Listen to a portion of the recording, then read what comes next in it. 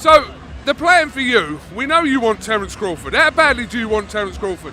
Listen, I would love that fight. I think he's obviously one of the best pound for pound in the planet at the minute. I'm a good fighter myself, I believe. So I do believe he's there for the taking. I do believe he's a very good fighter, but I do believe he's there to be beaten. And I believe I'm the man. I can do it and dethrone him. I can do it. I 100% believe I can win that fight. What's good, family? Smash the like button and subscribe. Wow. Wow. I know for a fact my USA Terence Crawford fans, you man are going out. You man are down bad right now, is what we do know. The JT, he rock hard. Yeah, wow. I can't even lie to you, man. IFL TV and Coogan Cassius, they're kind of moist. But the way that Coogan dropped them lyrics on the JT about Crawford had no respect. Yeah?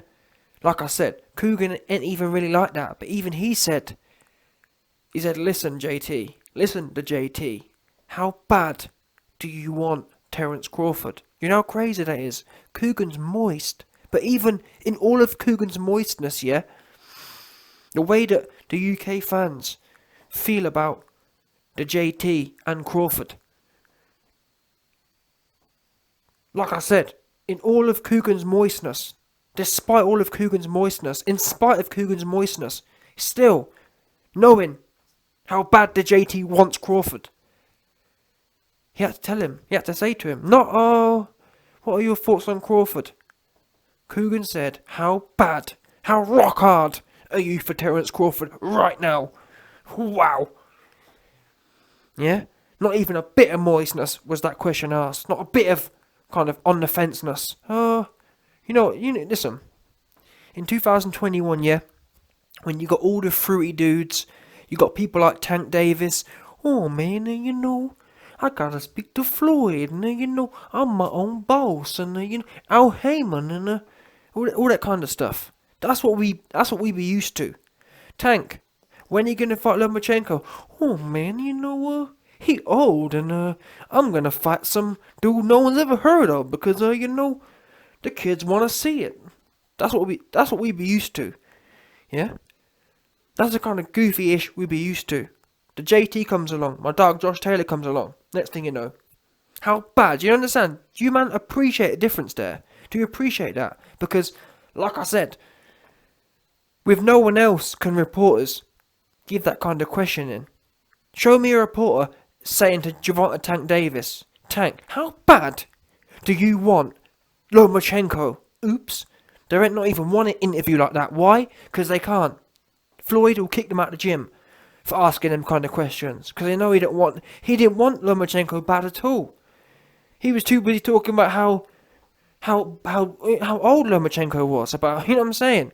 About how bad he wants him. He don't want him. Tank. In fact, the only thing interviewers can ask Tank about how bad he wants is how bad he don't want to fight No Name. How about that? How bad he don't want to unify in any division. Tank.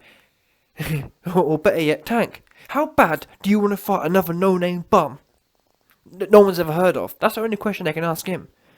No one else. And that's not. To be fair, it's not just Tank. There's a whole bag of goofy USA fighters who can't be questioned like the JT was just questioned. Because why? They don't want no fighters bad. They don't want the top fighters bad. When was it, on a serious note, yeah? Who and when was the last fighter who could be questioned using Terence Crawford's name like that? Who? Who do you know? What fighter out there has wanted Terence Crawford to that extent where interviewers are pulling up and saying to them, listen, how bad do you want Crawford? We're used to wanting Crawford bad. We've spent the last 5 years, the whole PBC side, never mind how bad do you want Crawford, all we've heard is, oh man, I'm with Al Heyman, and we on different sides of the street, and he needs to clean up his side, and I'm the ace side, and he'll be, that's all we be hearing. Not even a bit of how bad do you want it. How bad do you want to stay ducking? How bad do you want to talk about Al Heyman? How bad do you want to talk about your own boss? How bad do you want to talk about steel sharpen steel, but don't want to fight Terence Crawford, huh? That's all we be hearing. That's all we stay hearing. Next thing we know, the JT immediately undisputed, and he is moving on. He's rock hard for Terence Crawford. This is what boxing's about. Now, who will win the fight? Who knows? And to be honest with you, who cares? That's what. But people forget this. Or like even myself personally, I'd prefer. I'd feel a lot more comfortable. I'd be a lot more excited if Josh Taylor wasn't with Ben Davidson, because I don't like Ben Davidson. I think he's a crap trainer. But either way, Josh Taylor's mentality is 10 out of 10. No matter the fact that how the fight may or may not go now, regardless, this is something to behold. Yeah, this is a throwback mentality. And even in the throwback era, even in the 80s and 90s, this wasn't... I'm not going to cheapen Josh Taylor here and make out that was average back in the 90s. No. Josh Taylor has a Hall of Fame attitude right now. A top tier Hall of Fame attitude. Because even there's certain top ticket dons who weren't like it, who didn't want it like that. Josh Taylor is the top of the top for wanting it. He wants it bad. He rock hard for certain dons, for the best dons. And the thing is, Terence Crawford isn't even a big fight, which is what makes it even more special. It's not like you can say, well, YB, who wouldn't want Terence Crawford? Terence Crawford isn't Mayweather, where it's kind of like, well, obviously he's rock hard for him. As I mentioned at the start of the video, no one wants Crawford. No one does. Who wants Crawford? Over the last 5 years, who has wanted Crawford? Who? Oops, no one. Josh Taylor could easily swan around, fighting random bums, Tank Davis style, dragging old and small people out of the woodwork. No name, no belt having asses. Doing pay-per-view shows, an absolute embarrassment. In fact, that's a great fight as well. Tank, you was talking big on Twitter about Josh Taylor. Why are you quiet now for? Oh, we know why Tank's quiet now, because Josh Taylor doesn't have a fight. You notice that PBC, to be fair to them, I give them credit because it's a good strategy. PBC, Deontay Wilder, all them cats there, they know what to do. They always stay active on social media when their opponents or when the people have fights booked. The minute people haven't got a fight and it's possible, they quiet. Tank missing. Where Tank at? Where Tank? Why Tank silent? Because I did a video on it. Josh Taylor called out Tank and said, listen Tank, Tank's small. Josh Taylor said about a month ago, no word of a lie here, before Josh Taylor was undisputed, Josh Taylor and Tank Davis were getting into it on Twitter. Tank Davis was saying, oh, I'd love to go and clap them Scottish cheeks. That's what he said when Josh Taylor was busy. Yeah?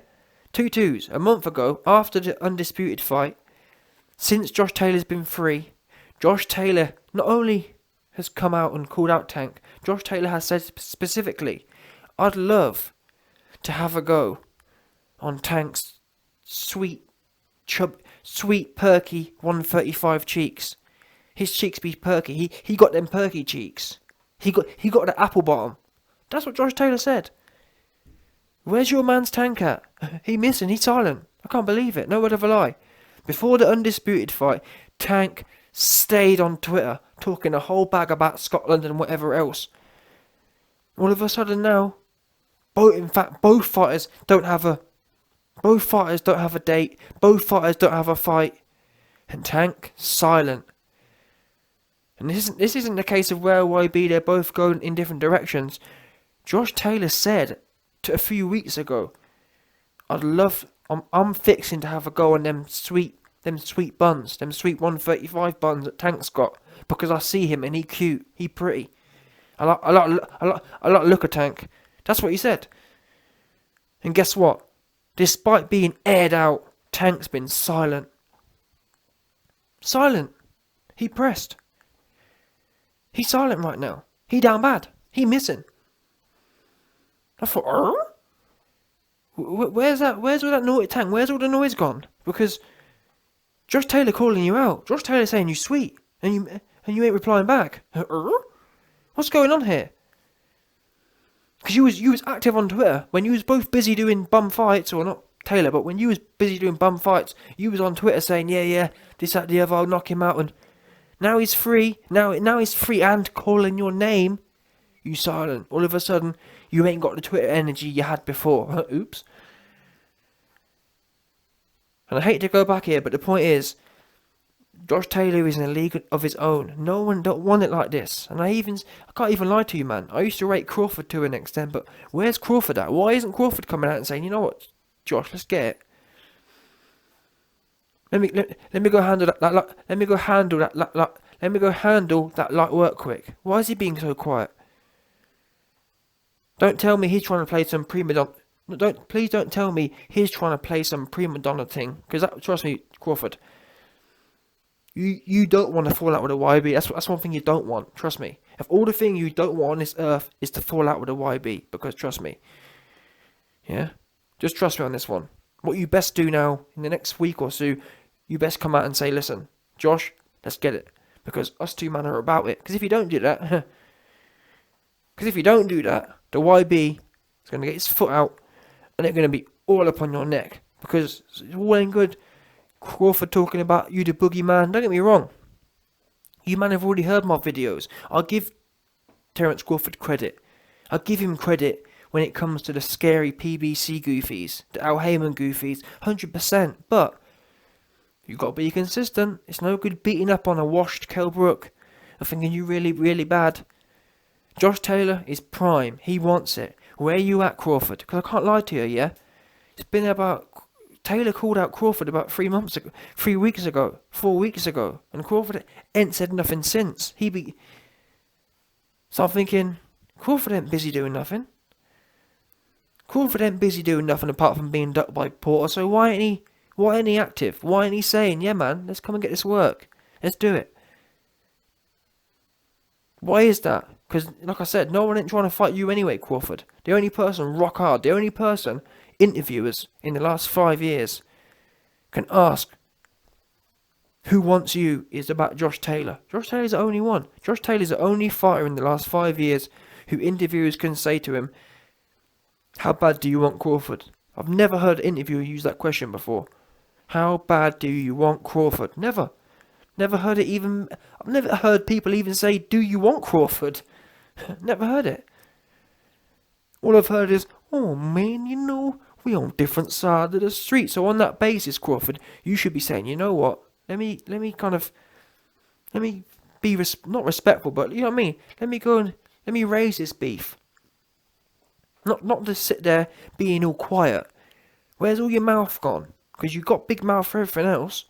You got a big mouth for everyone ducking you. So where's your big mouth gone when someone's rock hard for you? Start being consistent. Otherwise, you're going to end up with a problem you don't want, and it begins with Y and it ends with B. You best believe. But anyways, this for me, they're both with Top Rank, so there should be no politics, the goofy stuff going on. I want to hear from Crawford, but this for me, an amazing fight. This is what we want to see in the next 12 months. Now I know JT has a mandatory with Jack Catterall. I don't know what that's about. Jack Catterall, go fight someone, man. Get out of here, Goofy. I'm sick of all these goofy mandatories, truth be known. Goofy mandatories are ruining boxing. Why? Because there's too many belts, essentially. Too many belts means there's so many mandatories. If there was one belt, there'd only be one mandatory a year. There's 4 belts, which means 4 bums get a chance. If there's only one belt, yeah, that only means one man gets a chance per year, which means that's going to be a good brother. When you got 4 belts, it means that you got to find 4 bums. Inevitably, you can't have 4 people can't be equally as great. So one person ends up being one belt holder has a good mandatory, and the other 3 get random knockoffs. Ain't no one trying to watch that. Jack Catterall, no offence, you are one of the knockoffs. Get out of here. Go fight someone. You ain't never fought no one worth anything. And what I think, yeah, what should start happening, for people to get mandatory shots, especially against an undisputed champion, they should have to beat at least the last person the champion beat, if that makes sense. So for example, Josh Taylor just beat Ramirez. The next mandatory challenger should have to beat Ramirez. That's the system that should be in place. If they haven't, if the current mandatory challenger hasn't beat someone in the top 5 already, which Jack Catterall hasn't, they should be put in a fight with the loser, Ramirez. At least then we know that, you know what I mean. At least then it makes it interesting. Because at the moment, who's Jack Catterall? What's he done? Nothing, apart from beat randomers no one's ever heard of. Yeah, but anyway, the JT, he rock hard for you, Crawford. So now the ball's in your court. What are you going to do? Are you going to continue acting scary, chasing people who don't want it, or are you going to man up and holler back? Yeah,